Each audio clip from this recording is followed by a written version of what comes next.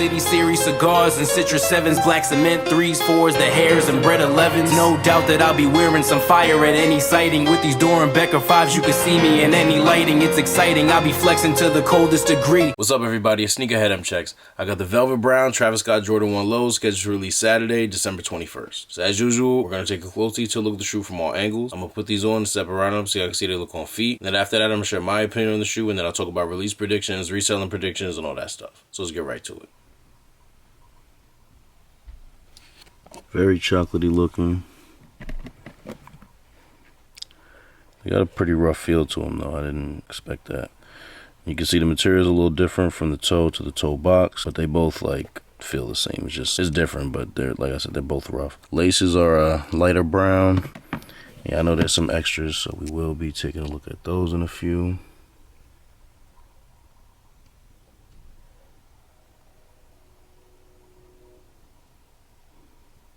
Quality control does not look good. It's got some heavy glue stains on them, like you can see right here. And not that that's an unusual thing. We know that comes on every pair of Jordans pretty much. But the thing about these is when that glue combines with this material up here, it just looks extra nasty. So it's a little bit more prominent on these. And yeah, I know to expect the variants, pair to pair, shoe to shoe, but it will most likely be on every pair. And I've been trying to figure out if this swoosh is black or a really dark brown. I think it's brown, but leave a comment, let me know what y'all think.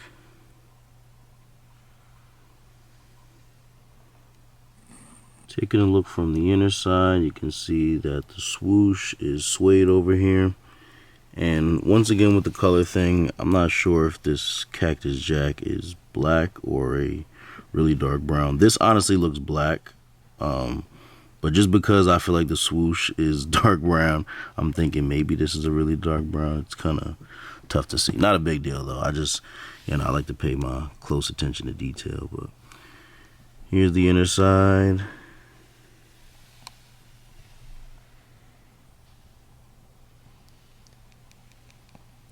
Jordan Wings logo on the back of the right shoe.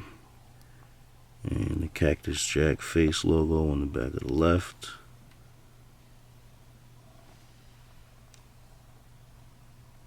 I guess this is a new thing with one's tongues where the net that's over this spongy part is a little bit more transparent now. I forgot which ones I reviewed recently that also had that, but yeah, like, y'all know this wasn't always like this inside wasn't always this visible from right here. But anyway, I was gonna say the interior is all brown, but the insole, let me zoom in a little bit.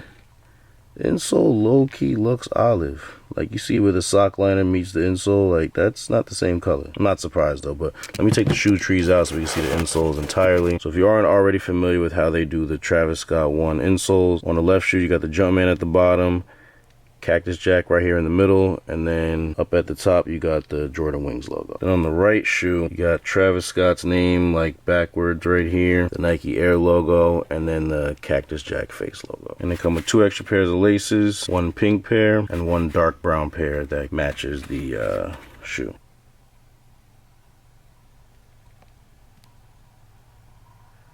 All brown outsole.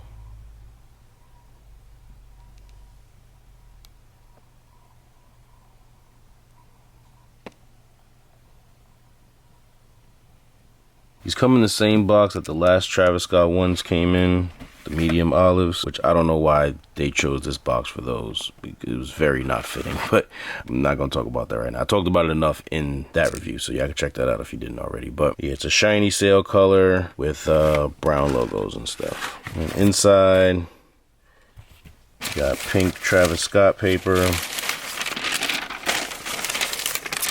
And you got an extra white layer of paper under that. And here's the box label. Air Jordan 1 Low OG SP in dark mocha, black, and velvet brown. Here's a quick all-around view of the shoe.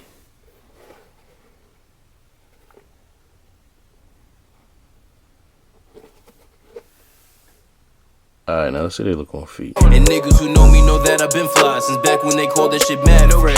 I get my pairs before the release. I got sneakers that y'all cannot have yet. I visit the plug, he's showing me all of the work like I'm grading his math test. It feel like in school trying to stay up and focus in classes. That money was slow as molasses. Now that check kinda big when I cash it.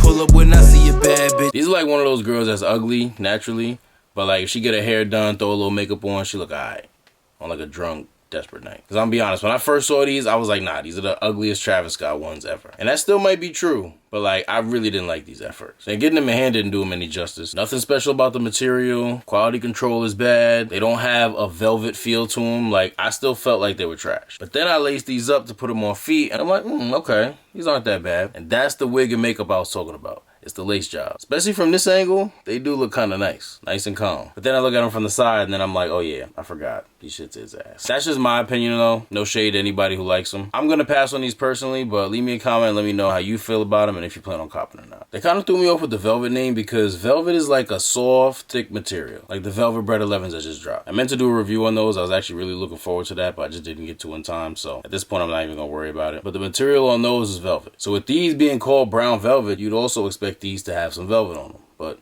they don't. Not even anything close to it either. Like, they feel mad rough. Like I said, velvet is thick and soft, and you can see it's just a rough, flat surface. So I thought that was pretty weird and probably disappointing to anybody who assumed the same thing and was looking forward to a softer velvet feeling material. They could have called these chocolate or something like that. Like with the different shade of browns, you got chocolate, milk chocolate, dark chocolate. That's more fitting than brown velvet for these, if you ask me. But anyway, with these being a Travis Scott shoe, no matter how ugly I or anybody else thinks they are, a lot of other people are going to think otherwise, and the demand for these is going to be very heavy, causing an instant sellout everywhere and aftermarket prices hundreds of dollars above retail. The best shot you have at hitting these for retail is entering as many raffles as you can. But now, when I said your best shot, I simply meant your best shot. I did not say that that shot had a great chance of going in, because it doesn't. This is a full court Hail Mary shot. I'm just showing you the best form for it. The best shot release, you know, from my 2K players. As I always say with pairs of this sort, do not get your hopes up when it comes to getting a pair for retail. Most retailers, if not all, will be releasing these via raffle. Probably the only one that's not going to do a straight up raffle will be the sneakers app. And even on there, it's most likely going to be a draw. Every so often, they do a first come, first serve on a release like this on the sneakers app, but usually it's not, so let's just assume it's going to be a draw. And everywhere else is most likely going to be some sort of raffle. The time, procedure, and all that stuff is going to vary from retailer to retailer. But once we get a little closer to release, I will provide a link to a list of retailers who will be getting these and a link to their raffles. I'm gonna leave it in the comment, pin it here so you guys can see and enter those raffles too. Give yourself the best chance. Some of them will be EQL raffles, some of them will be Instagram raffles, some of them will be in-person only raffles. There will be quite a bit of retailers for them, but despite how many retailers get them, we don't know what the true stock is gonna be. Knowing that there's always a heavy demand for Travis Scott's, a lot of pairs are gonna get backdoored in bulk to resellers. Shit, a lot of pairs have already. And we still have an entire month before the release, so there's gonna be more. So what's gonna end up happening for a lot of these raffles is what always ends up happening on raffles for pairs like this is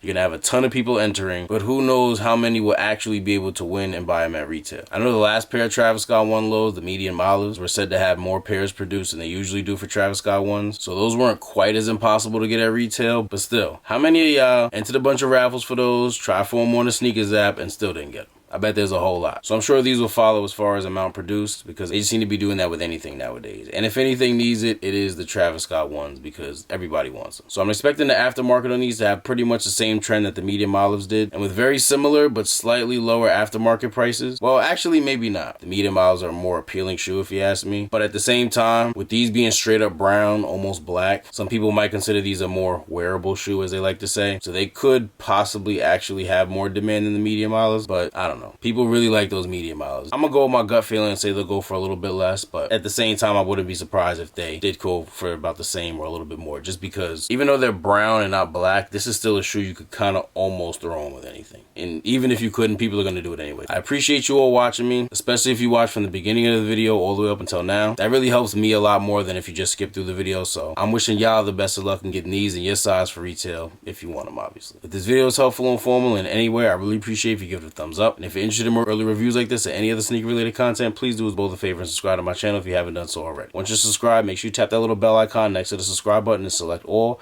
That way when I put a new video out, you get notified and you won't miss out on anything. Thank you all for watching. Everybody please stay safe and healthy out there, and I'll see you next time.